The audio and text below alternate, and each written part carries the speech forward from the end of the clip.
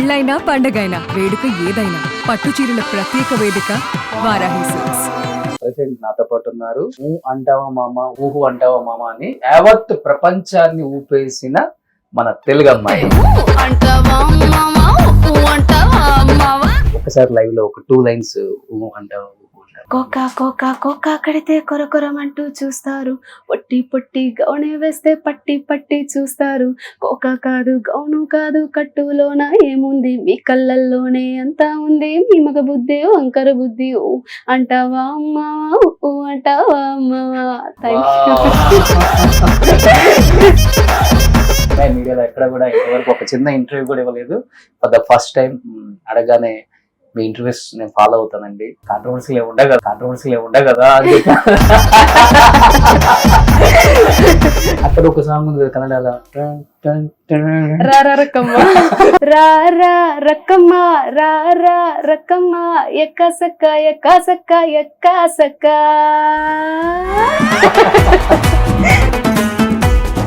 ఈ గొంతును నమ్ముకొని మీరు ఇంత దూరం ట్రావెల్ అయినప్పుడు ఆ మధ్యలో పడిన కష్టాలు చాలానే ఉండుంటాయి.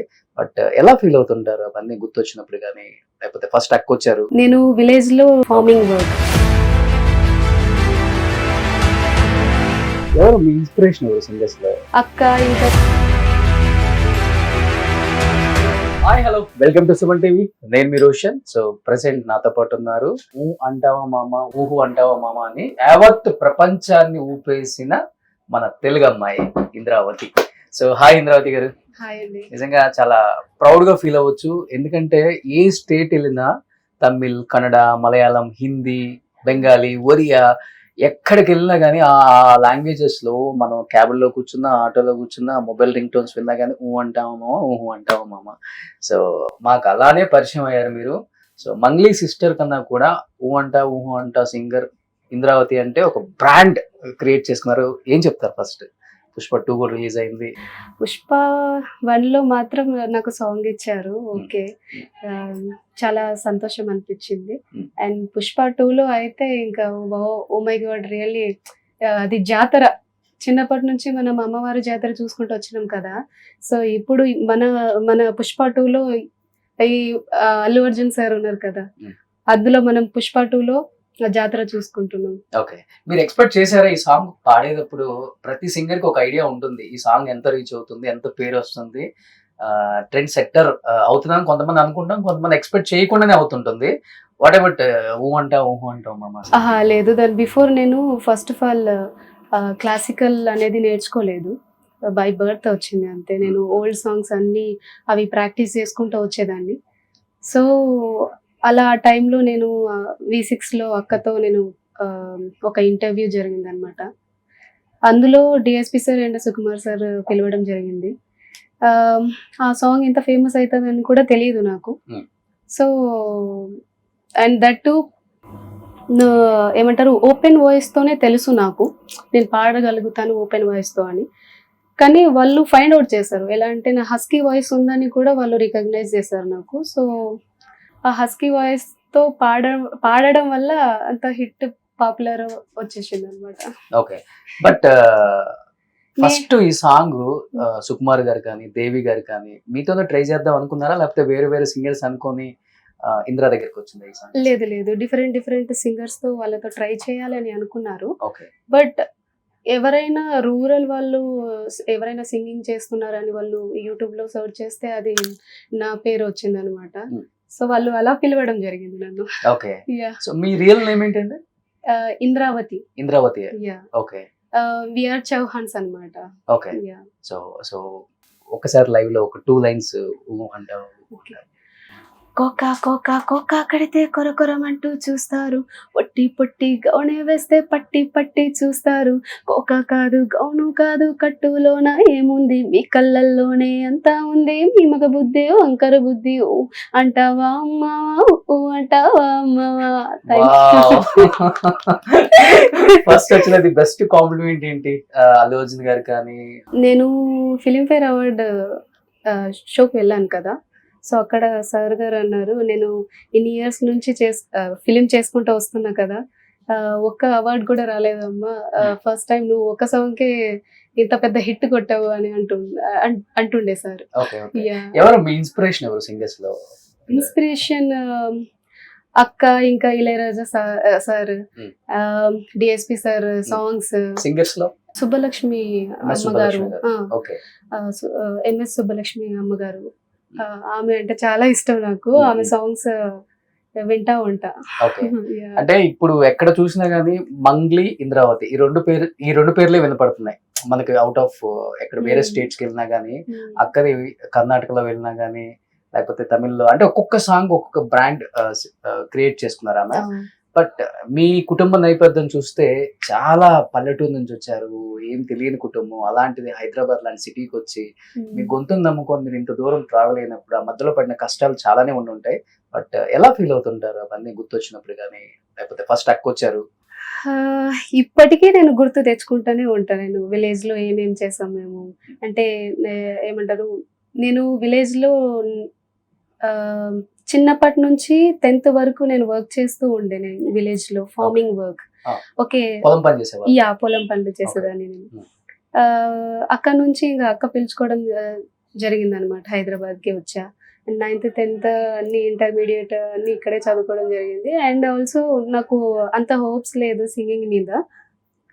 ఫస్ట్ లో ఉండే చిన్నప్పుడు అలా పాడుకుంటూ ఉండేదాన్ని నేను విలేజ్ లో. కానీ ఇప్పుడు ఇంత హిట్ వచ్చింది కదా, సో నేను ఏం మాట్లాడలేను ఇప్పుడు. అంతే. ఎలా ఉంటది అక్క చెల్లెల మధ్య బాండింగ్? ఎలా ఉంటుంది? చాలా బాగుంటది, చిట్చాటి. అంతేనా? ఎక్కువ నేను డాడీతో ఏమంటారు, డాడీతో స్పెండ్ చేస్తా ఉంటా. ఎక్కువ డాడీతో స్పెండ్ చేస్తా. సో అమ్మ అంటే ఇంకొక అమ్మ మంగ్లీ ఇక్కడ, అంతే. సో యాక్చువల్ గా ఒకే ఫీల్డ్ లో ఉన్నప్పుడు ఎంకరేజ్ చేయటం కొంచెం తక్కువ ఉంటుంది మిగతా ఫ్యామిలీస్ లో మనం చూసుకుంటే. బట్ అలాంటిది మంగ్లీ గారు మిమ్మల్ని కంటికి రెప్పలాగా కాపాడుకుంటూ ఈ స్థాయికి తీసుకొచ్చారని చెప్పుకోవచ్చు. So great. అది చాలా తక్కువ ఉంటుంది, అరుదుగా చూస్తుంటాం. ఇండస్ట్రీలో ఉంటాం కాబట్టి మనకు తెలుస్తుంటుంది. మళ్ళీ నా పేరు ఎక్కడ వినిపించదేమో అన్న ఫీలింగ్ ఎక్కడైనా ఉంటుంది. Not only singing, any field. ఏం చదువుకున్నారు మీరు? నేను డిగ్రీ చదువుకున్నాను. ఓకే. సెయింట్ ఫ్రాన్సిస్ కాలేజ్ లో. ఓకే. అక్క 10th చదివి డిప్లొమా చేశారనమాట, సంగీతం, మ్యూజిక్ అని. చిన్నప్పుడు ఎలా ఉండేది అక్క చెల్లెల మధ్య? నిజంగా చెప్పాలంటే 7 years. అక్కతో అంత పరిచయం ఉండేది కాదు చిన్నప్పుడు. నేను మా ఇంకా చిన్న చెల్లి ఉంటది కదా, మేమిద్దరం ఒక బెస్ట్ ఫ్రెండ్స్ లాగా ఉండేవాళ్ళం చిన్నప్పుడు. ఆమె తెలుసు నాకు, ఇంకెవరు తెలియదు చిన్నప్పుడు. అక్క ఏమో తిరుపతిలో ఉండేది అనమాట. అక్క అన్నయ్య వాళ్ళు హాస్టల్లో ఉండేవాళ్ళు. అక్క ఏమో కర్ణాటక మ్యూజిక్ నేర్చుకుంటూ ఉండేది. అంతే, ఇంకేం లేదు. అంతే. సో అక్క పాడిన పాటలలో మీకు నచ్చిన పాట అంటే? అక్క పాడిన పాటలలో అన్ని సాంగ్స్ ఇష్టం. ఎక్కువ లార్డ్ సాంగ్స్ ఉంటాయి కదా, ఒక తెలియని వైబ్ ఉంటది అక్క వాయిస్ లో. సో నాకు మోస్ట్లీ గాడ్ సాంగ్స్ అంటే ఇష్టం. సినిమా సాంగ్స్ లో చేస్తూ ఉంటారు అక్క సాంగ్స్ ని, అక్క వాయిస్ లాగా ట్రై చేయటం. కన్నే అదిరింది అది పాడుతా ఉంటా, సారంగదరియా. అండ్ ఎక్కువ అయితే ఇవి హమ్ చేస్తా ఉంటా, ఇళయరాజా సార్ సాంగ్స్. సుందరి తోడంతా ఆ సాంగ్స్ ఉంటాయి కదా. అక్కడ ఒక సాంగ్ ఉంది కదా కన్నడలో, రారా రక్కమ్మ. ఒక 2 lines.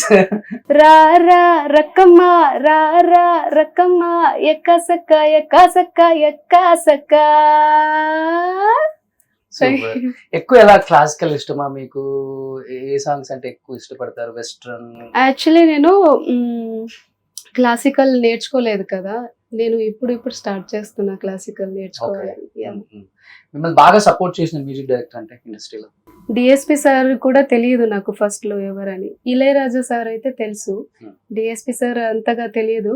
ఆయన సాంగ్స్ అంటే మస్తు ఇష్టం నాకు. సో అలా తెలుసు, అంతే, ఇంకెవరు తెలియదు. ఇప్పుడు తెలుసుకున్నా అందరి పేర్లు. Thaman sir, Manish Sharma sir, okay. Ilaiyaraaja sir. Ilaiyaraaja sir అయితే ఆయన లెజెండరీ. కలిసారా? యా కలిసాను. Okay, super. నా జన్మ ధన్యం అయింది అంతేనా? కలవడం. యా. సో పుష్ప 2 కలెక్షన్స్ చూస్తుంటే రికార్డ్ బ్రేక్ చేసిందని చెప్పుకోవచ్చు. సో మీకు పుష్పనే లైఫ్ ఇచ్చింది. ఏం చెప్తారు ఇంత పెద్ద హిట్ చేసిన ప్రేక్షకులందరికీ? First of all thank you so much audience కి అందరికి. నిజంగా వాళ్ళకి ఎప్పుడు నేను రుణపడి ఉంటా. మీ లవ్ నాకు ఎప్పుడు సపోర్ట్ ఉండాలని మనస్ఫూర్తిగా కోరుకుంటున్నా. సో పుష్ప సాంగ్ తర్వాత దిస్ ఇస్ యువర్ ఫస్ట్. నేను పుష్ప మూవీలో ఊవంటవ సాంగ్ పాడాను. అండ్ ఆదికేశవ్ లో నీలము నీలము లవ్లీగా చూస్తావా అది ఉంది కదా, సో ఆ పాట పాడాను. ఇంకా కార్తీ హీరో ఉన్నారు కదా, కార్తీ సార్. కార్తీ సార్ తో కూడా నేను పాడినా. అది తమిళ్లో అండ్ తెలుగులో పాడాను. ఈ టెంపో మెయింటైన్ చేయటం చాలా కష్టం. ఇలా వెళ్తుంది కదా మీ వాయిస్, దానికి ఏమైనా ప్రాక్టీస్ చేస్తారా? డైరెక్ట్ పాడాను. ఇలా ఇలా వెళ్తారు? ఇలా అంటే అంటే ఎలా ఈశ్వరి గారు పాడేవాళ్ళు అప్పుడు అలా వెళ్ళిద్దు వాయిస్ మీది. ఇప్పుడు అన్నారు కదా ఓడేమో అది. అచ్చా, ఓకే ఓకే. గాడ్ గిఫ్ట్ అంతే. సో దేవుడు ఇచ్చిన గొప్ప వరం ఏమైనా అంటే మీ వాయిస్. మీ వాయిస్ తోనే ఇండస్ట్రీలో మంచి పేరు తెచ్చుకున్నారు. At the same time no controversial ఎక్కడ చూసినా గానీ. సో చాలా క్యూట్ గా. ఫస్ట్ ఆఫ్ ఆల్ నాకు మీడియా అంటే భయం ఇస్తుంది. దీంతో భయం పోయింది కదా? దీంతో పోయిందా? స్టిల్ ఉంటది. సో నేను ఇంద్రావతి గారికి చెప్పాలంటే ఆ సాంగ్ ఆమె కోసం నేను ఒక 100 times పైన వింటా హెడ్సెట్ పెట్టుకొని. Thank you so much. ఎందుకంటే తన లైఫ్ స్టైల్ ఒకసారి విన్న తర్వాత అనిపించింది, అరే చిన్న పల్లెటూరు నుంచి వచ్చి తన గొంతును నమ్ముకొని అలాంటి ఒక సాంగ్ పాడి సూపర్ డూపర్ హిట్ చేయటమే కాకుండా, సో యాక్చువల్గా మీరు పాడిన పాట వేరే వాళ్ళు పాడుంటే వేరే పబ్లిసిటీ చేసుకునే వాళ్ళు. బట్ మీరు పాడిన పాటకి మీరు ఎక్కడ అమ్మాయి మీడియాలో ఎక్కడ కూడా ఇంతవరకు ఒక చిన్న ఇంటర్వ్యూ కూడా ఇవ్వలేదు. ఫర్ ద ఫస్ట్ టైం అడగానే మీ ఇంటర్వ్యూస్ నేను ఫాలో అవుతానండి, కాంట్రవర్సీలు ఏమి ఉండవు కదా అని. సో కాంట్రవర్సీలు ఏమి ఉండదు. మీరు పాడిన పాటలు మంచి పాటలు ఒకసారి ఆడియన్స్కి తెలియాలి అనే ఒక చిన్న ప్రయత్నమే. మీరు ఇలానే మంచి మంచి పాటలు పాడుతూ ఇంకా గొప్ప స్థాయికి వెళ్ళాలని, ఎన్నో అవార్డులు తీసుకోవాలని, అక్కా చెల్లెల మధ్య ఉన్న బాండింగ్ ని చూసి చాలా మంది అక్కా చెల్లెలు ఇలా ఉండాలి కదా అనుకుంటారు మంగ్లీని మిమ్మల్ని చూసి. బట్ మీ అక్క గొప్పతనాన్ని ఒప్పుకోవచ్చు. ఒక ఫ్యామిలీని ఎలా పట్టుకురావాలి ఒకళ్ళు ఎదిగిన తర్వాత అనేది చాలా తక్కువ మందికి ఉంటుంది. అది మంగ్లీ గారికి 100కి 100 మార్క్స్ వేయచ్చు. గ్రేట్. అలా అంటే అక్క దొరకటం, ఇలాంటి చెల్లెలు దొరకటం కూడా great. Thank you so much.